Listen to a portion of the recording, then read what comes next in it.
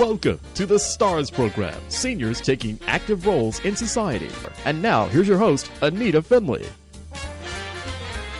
Remember the name Mark Morowitz. You may want to write that down and put it up on sticky on your refrigerator, because if you're having any problems at all with the IRS, you'll want to call Mark. Mark's a CPA, but he's a CPA with a big heart.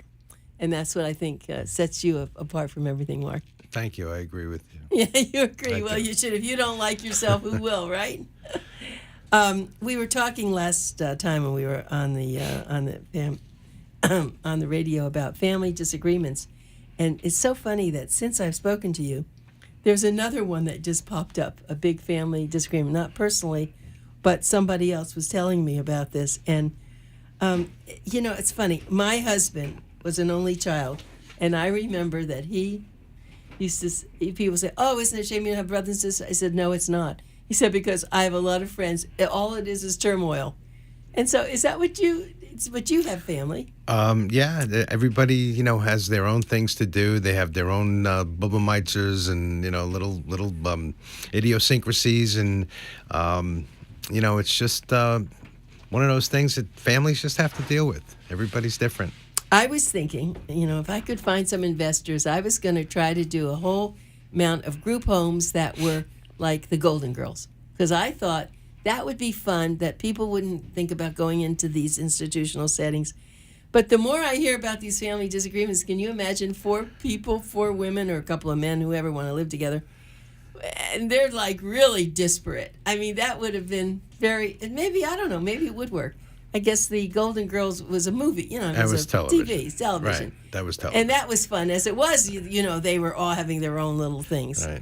But they did that. They had those experiments when I was in college. They had quads of four girls or 4 guys, and usually it worked out well for the first few weeks, and then everybody had their own little things that they did that bothered their roommates, and everybody got a little upset. And the next year, people would change roommates, and that's just the way it goes, Well, maybe that's a little bit like marriage. If you're lucky, I was very lucky, but a lot of people. That's the problem. It's hard to live with somebody if the two of you aren't on the same wavelength, right? You got to take the good with the bad, but what the key is communication. So if people understand, if you tell people what's on your mind, what bothers you, it's a lot easier to work through those things. But when people are silent and don't want to really get to the nitty gritty, it doesn't work. It just doesn't. That's in everything, in every kind of relationship you have. You've got to be honest. Yeah, that's true. No matter, you're right, whether it's business, personal, and of course your clients. And I was telling John Album, the gentleman from United American, a little bit about you. And I said that although you're a CPA and you work into the financial world, you do this with a big heart, and you also like to do a lot of counseling with the older adults. And so if anyone's listening and they have some problems, they don't know who to talk to, you don't want to talk to your condo neighbor. You want someone who's a professional, who is professional in the sense that he understands financial issues as well as personal issues. And no, he's not a psychologist, although he practices it without a license, because everyone has to be a psychologist, I think, in this world. But I've been talking a lot about you because it's unique to have someone that you could rely on, trust, and yet know that it's not going to do any damage. I'm going to bring up a story that happened probably 2 or 3 weeks ago. I'm not sure that I mentioned it here before. I have an older client who calls me. I pay her bills. Her husband, is afflicted with maybe a little dementia, and they're home together constantly. So, it's very difficult. So their life has been, put in turmoil, and I'm basically the go-to person that tries to settle everything and resolve all their issues. So she must have gotten angry at me for I don't know. I told her not to spend so much money, and she was spending money on the wrong things, and she, whatever it was, she got mad at me. Okay, I think there was some turbulence within the family, and maybe I had some issues with her kids. Whatever it was, she got angry at me, and she called me one day a couple of weeks ago and told me that she has an appointment the next day to interview a new accountant. Oh, and I said to her, I said, "Oh my God, really?" I said, and she said, "But I don't want to go." I said, "But why do you want to go?" And she said, "Well, I'm angry at you and blah blah blah blah blah." And I said to her, I said, I said, "I love what I do, but this isn't what I bargained for. I don't need this kind of drama. So why don't you go and interview this person?" So the next day she called me. And I said, "So how did your interview go?" And she said, "I didn't go." And I said, "Okay." She said, "I love you," and comes out like that. It's okay. Anyway, 2 days later, I had to pick some stuff up at her house, and this is in a colder environment. And I said, I'll pick up the stuff at 8:00 on Saturday morning. And I went over to her house, and of course I get there early. I always get places early out of respect for other people's time. And as I pulled up in the driveway, I noticed that she was laying on the porch, like looking through the railing, and she fell. And I said, "Are you okay?" And she had fallen and was down for 5 or 10 minutes, and I got there and I picked her up. And the bottom line is I said, "You know what? You're not going to find another accountant or trusted advisor that's going to show up at your house at 10 to 8 on a Saturday morning to pick you up." Okay? That's what I bring to the table. All right?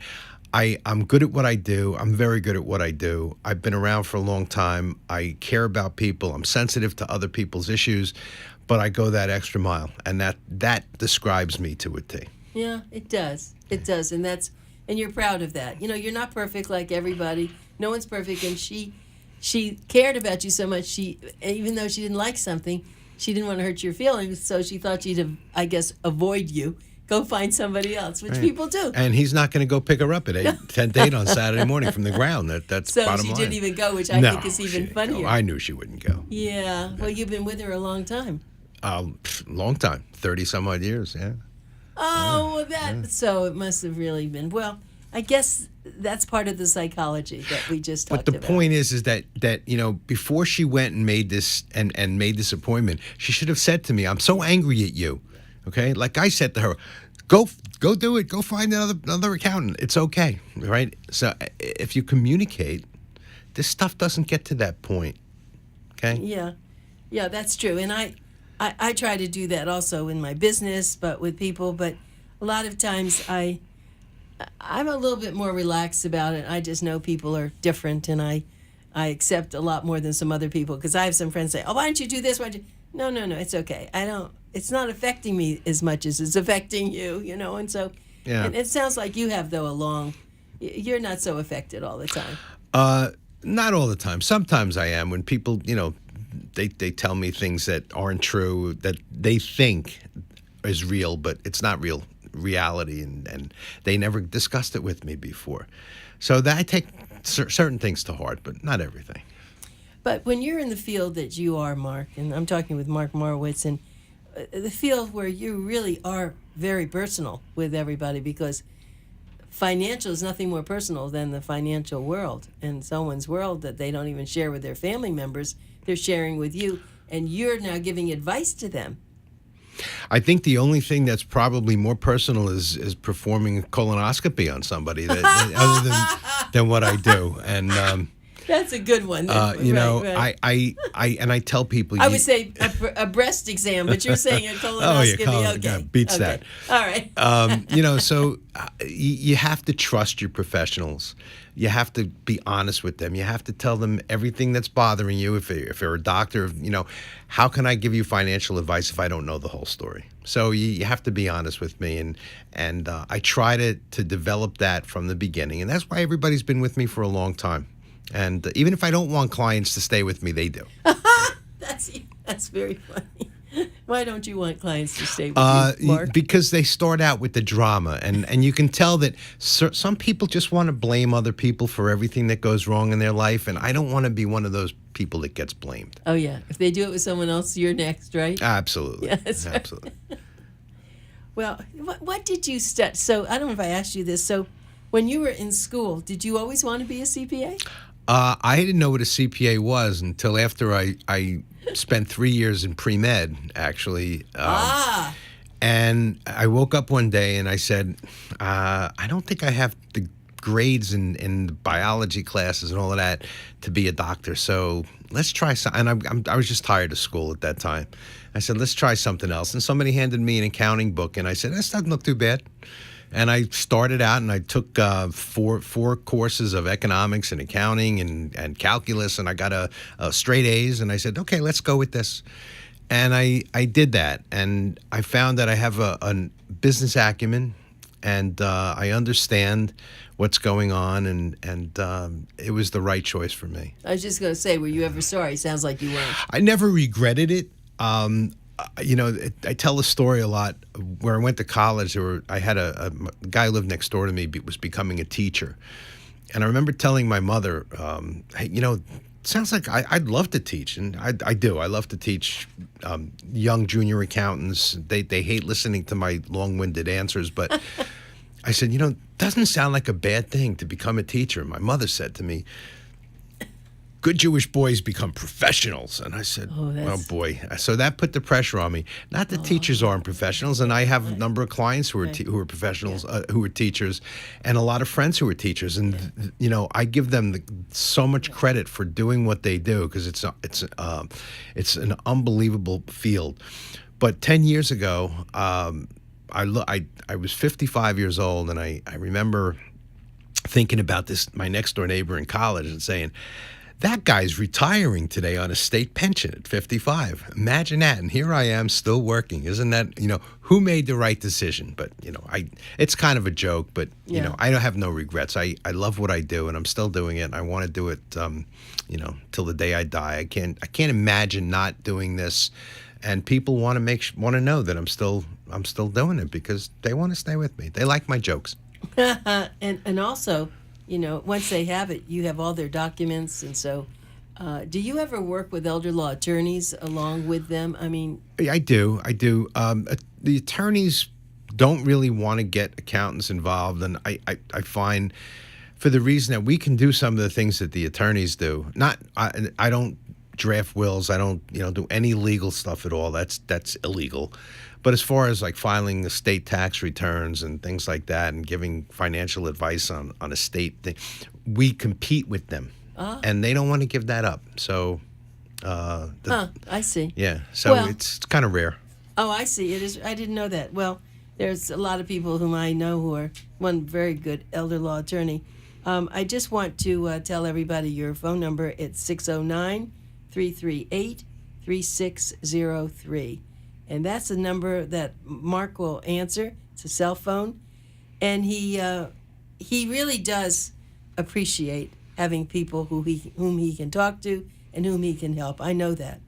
I think that you should have a big shirt with a sign that says, I'm a helper. Because you like that. I actually have a shirt that says, I have a couple of shirts. One says, accountants make life less taxing. That's number one. Good. I have one that says, kiss an accountant, it's tax deductible.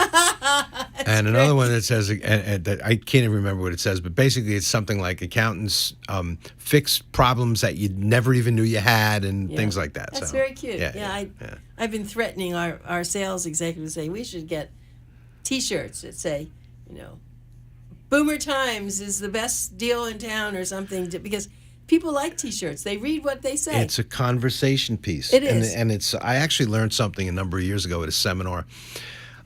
This keynote speaker who I'd never heard of, he got up and he said, 700 accountants in the room. He said, how's everybody doing today? And everybody said, okay, And he explained, when somebody asks him, how are you? He says, I'm living the dream.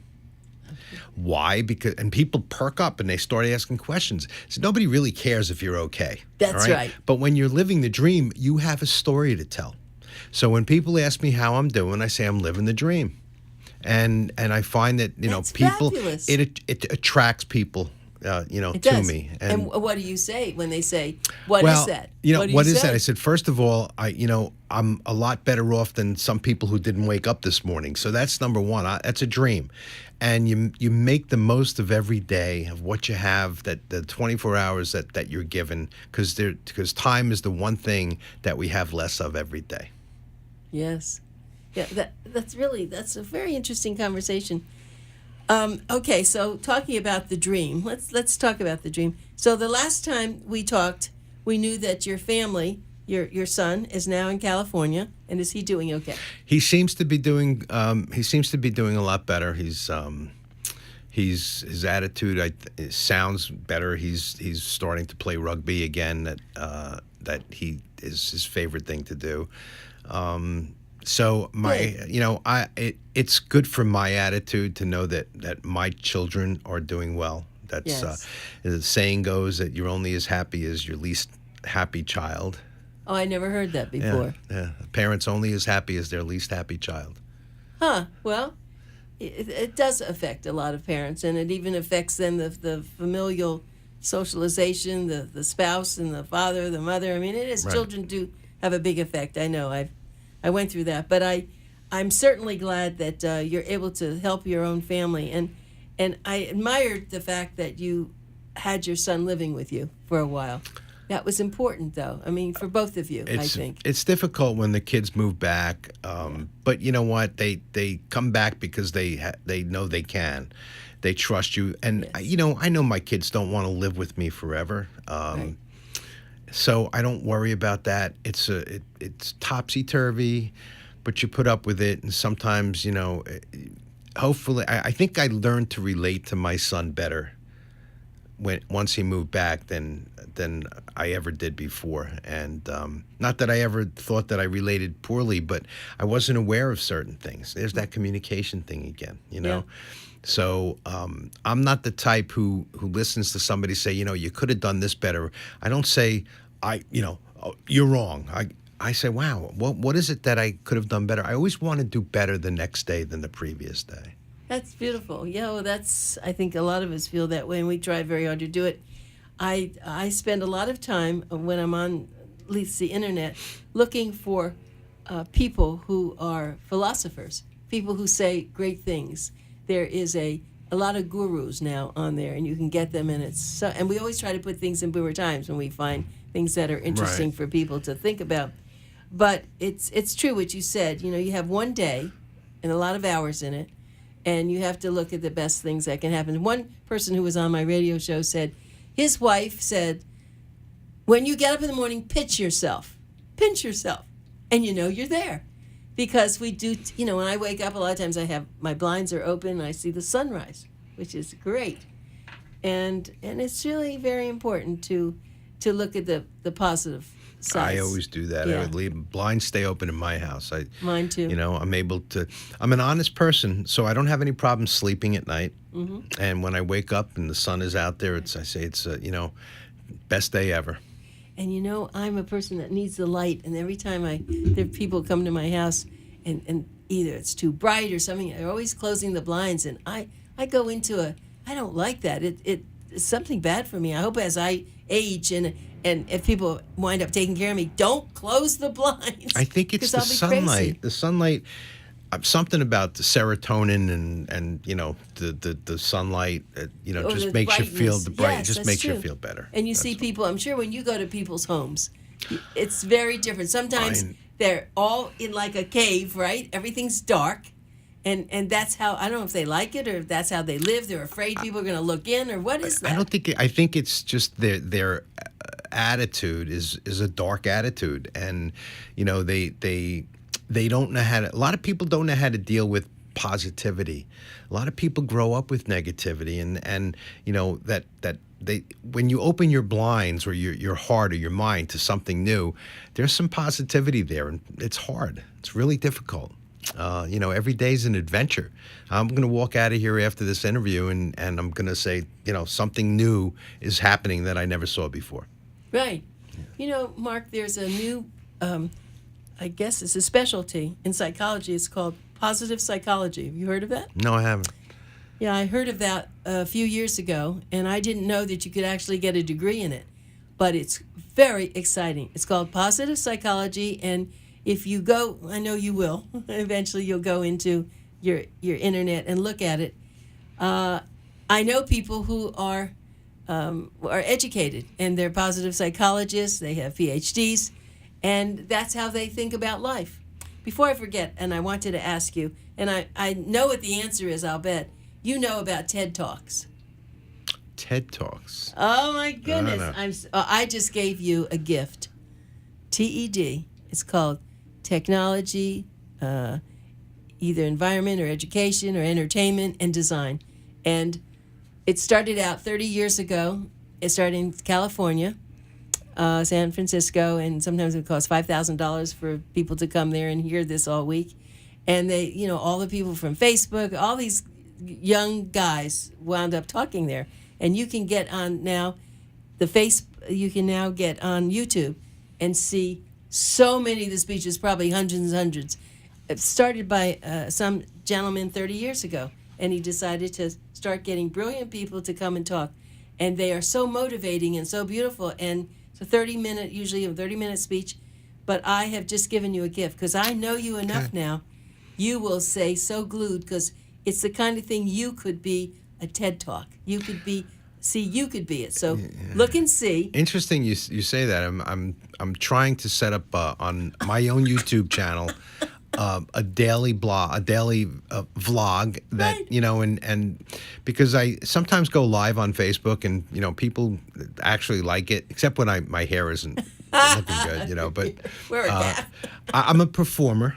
Okay, I've been performing for a long time, doing what I do. I like the stage and I like the limelight. And someday I'm going to have the courage to get up at an open mic night and do some comedy. I don't write comedy. I perform comedy. So I can take a situation and make it funny. Interesting. I didn't know that about you, but I think then what I just gave you this morning. TED Talk. TED Talks. They're TED Talks. TED is the acronym, and my goodness, you'll go crazy. I mean, it was the most famous there. Whether it's astronauts or it's people who are chefs or somebody who has so much to say that people are glued to their seats. There was a guy a few years ago. I think he was the commandant of the Naval Academy who gave a speech to a group of young naval officers or recruits or something, and he said, and he talking about making your bed in the morning. Yeah. That it's the great, and how wonderful and how great making your bed is. And if you start your day making your bed, the rest of the day is wonderful. And it's true. I every day I get up, the first thing I do is make my bed. So do I. Because within 5 minutes after you've woken up, you've accomplished something. The day's starting out on an accomplished note every single day.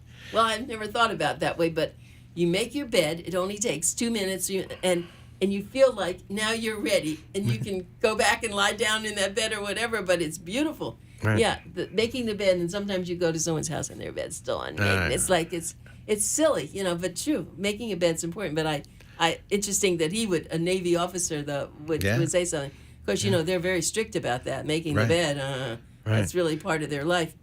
But so I'll be anxious next time that we talk that you tell me what you thought about TED Talks. You can email me because you are going to be a changed person when you read it. That's will who you are. Give it my best shot. Oh, you will. Because I have 5 weeks of tax season left, and my time is like super valuable at this point. But if I could spare a half hour first thing in the morning, it will make your day, because then your big problem will be, then you keep seeing all these different people. So, gee, I'd love to hear that. Oh, I want to hear that, because each one, they don't allow anyone to speak unless they're really good, and they're really, I'll call it, some of them are enchanting, some are, you open your mouth, you just didn't know how good it was going to be, and it is amazing. So I just want to let you know I got woken up last not last Saturday, the Saturday before, at 7:30 in the morning by Saturday or Sunday, by somebody who said, "Hey, I just heard you on the radio," and I